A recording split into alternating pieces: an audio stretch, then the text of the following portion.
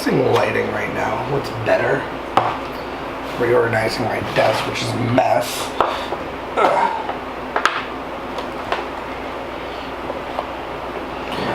I think that's better.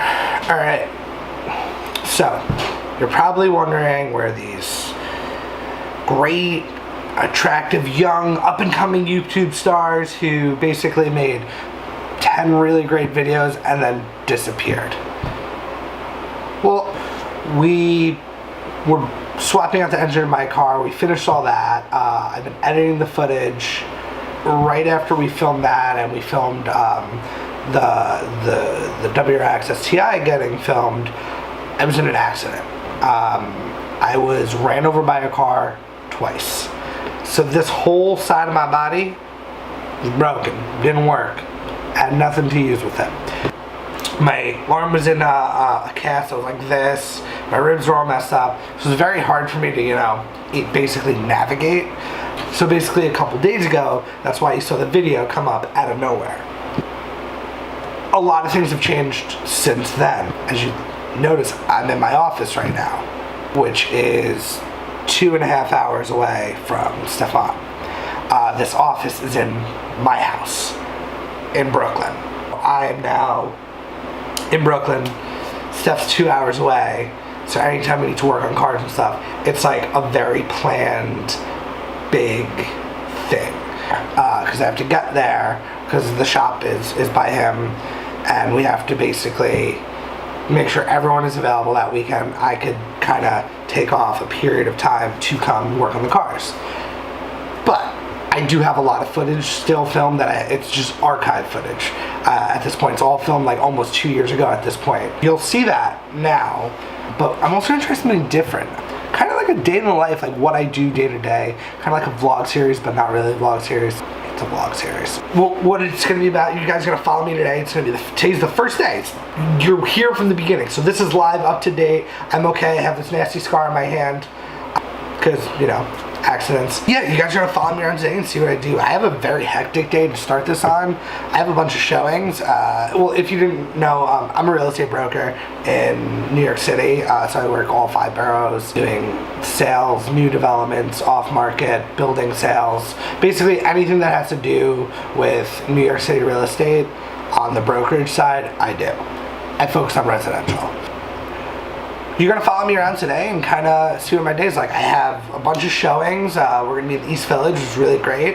And then I have a Jets game. I don't really watch sports, but my buddy's like, hey, I got some tickets to the Jets game. You want to come? And I'm like, yeah, why not? I've never been.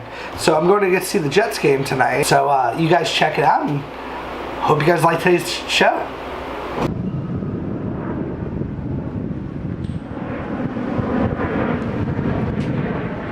It's hot out. So this is where I currently live. I'm in Williamsburg, and it is pretty awesome. And that's my view. I'm on my roof right now, and you guys are gonna kind of see what I do on a day-to-day basis for, you know, what I do.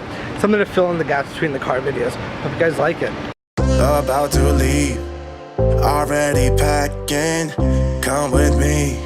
I'm not really asking. We'll get away to a place where we don't know. About to see the world in action. What we can. So I like to start my day off with coffee, and then I just kind of do my whole thing for the day. It's currently 8:30 in the morning. Most of Brooklyn's still asleep, especially where I am.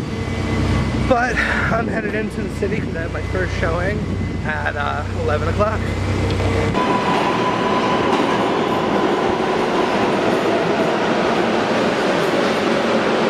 So I just got here. I'm prepping before my showing, making sure all the lights are on and the apartment looks as good as possible for this client. But yeah, if you guys want to check it out, it's pretty cool. It's a 2-bedroom, 1 bath, brand new building. My first bedroom, we'll walk right over here. Second bedroom, a nice big bathroom with a shower and a window. And something really awesome about New York apartments that most New York apartments don't have are washer dryer. But yeah, no, washer dryer is a really big positive in an apartment because, you know, you don't have to deal with like laundromats and things like that. So yeah, currently waiting to show this pretty great property. And yeah, that's what I'm doing today. I'm just showing this, and then I have to take a client around and look at properties that's not mine. This is something that I represent, and basically how that works is a sponsor or a landlord sponsors if it's a condo. I also like mainly focus on new development. So the sponsor chooses a specific broker to represent and sell all of their units. So I've been doing that in this building for a while now, and I'm just about finished off. I have a few units left to go. But yeah, so this is a great 2-bedroom, 1-bath in the East Village. East Village is really, really hot right now. You have all the new developments over here and a lot of really great new bars and restaurants too.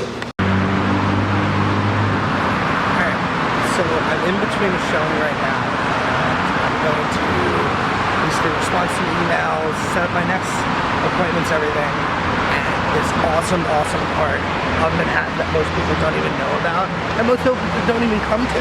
It's right here off the East Village, and it's like the promenade area. So there's like a park, a runway, a track, bikes, everything, all along the water, and I get to see Williamsburg, which is kind of awesome.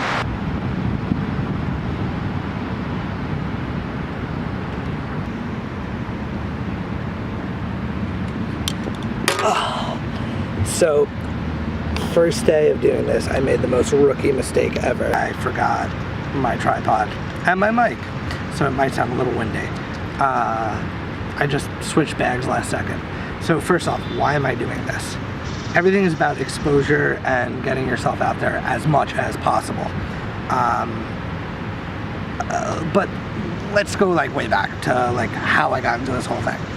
First off, let's start off by, I'm Joey. Hi, for those of you who don't know me, and welcome, and thanks for watching. And the ones who do know me, hey, how are you? Hope you're good. All 36 subscribers. How you doing? I am a New York City based real estate broker. I'm licensed in all of New York. I could do all in New York, but my focus in my business is new development sales and rentals in New York City. How did I get into real estate and what brought me here? So I grew up in Jackson, New Jersey. It's the largest town in all of New Jersey, and it has the largest roller coaster in the world, King to Come. Over there, I guess you could say it's a very large town with small town vibes. I just said vibes, I want to go jump at the East River now. But majority of the people just kind of, that's where they are for life. I am not the majority. I guess I'm like that small percentage who kind of escapes Jackson. Not that it's a bad thing living there or anything like that, it's just I wanted more than just, you know, that type of lifestyle. I decided that I was my last year of high school, didn't know what to do, and then I decided, you know what, I'm not going to go to college. I'm going to become famous somehow. I'm a rock star. I'm gonna do something in the music industry. I'm gonna do something fun. I'm gonna have a clothing label. I don't know. So first thing I did was tried starting a band. Didn't work out. Then I started a clothing label, and I had a total sales of $105. Then when you factor in all the costs that it took me to make that clothing company, I was negative like $2,000. After that, I just kind of like stayed bouncing around managing skate shops, and then I managed a very like strange thing for me especially is like a not a high-end, but like a fast fashion, like formal clothing store. I worked there for a long time. I was a manager. I bounced around, and then I decided, you know, I'm gonna give the clothing business one more try, and I'm gonna go to school to really learn how to run a clothing business. And I went to a school that promised me the world, and I figured, yeah, this is gonna be great. And I went to this college, and turns out it was nothing what I wanted to do. They just signed me up and told me that they have all these great programs for exactly what I wanted to do, and it was actually nothing. I do know how to make a wedding dress now. If you ever need a wedding dress, comment down below. So the school shut down before I could graduate, and then I was left with tons and tons of student debt and now no finishing of school. I tried school a bunch of different times after that, and just never really figured out what I wanted to do. So I just kind of kept working and like managing stores and stuff. So I was managing a store for a long, long time. Then comes New Year's Eve of 2012. I was working the closing shift, and then my supervisor called me into the office and was like, I just need to let you know that you no longer work here. I was like, well, that is interesting, but I got to have New Year's Eve off, so there's a plus. I went out and I met up with my friend Mike and a bunch of our other friends, and we hung out on New Year's Eve, and he was like, oh, what are you gonna do now? I was like, oh, I don't know. I didn't really know what I wanted to do. I really didn't have like any ideas or really qualifications or anything. I was 21 years old and really no college or any background that could get me like a quote-unquote real job, and I didn't know about these other jobs that you could make money, make a living with, that didn't need college yet. He kept trying to convince me to get my license to do real estate, and after a month of being jobless, I was like, you know what, I'll go take the test. I took the first class, I loved it. He ended up moving to California. I ended up loving it, and I took the test, passed the test my first try, got my license, and then I found a really small boutique firm that I loved, and I was there for my first 3 years of real estate, and I loved it every single day. And then we were acquired by a very corporate company, which we were none of the corporateness at all before.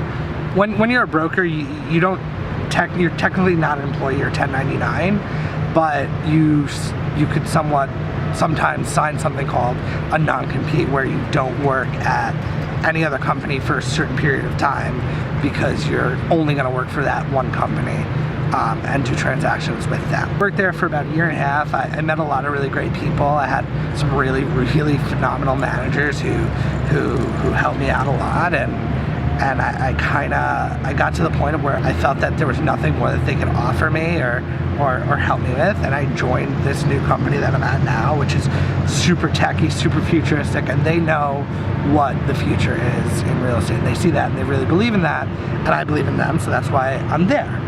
But real estate, it's not like what you see on the show.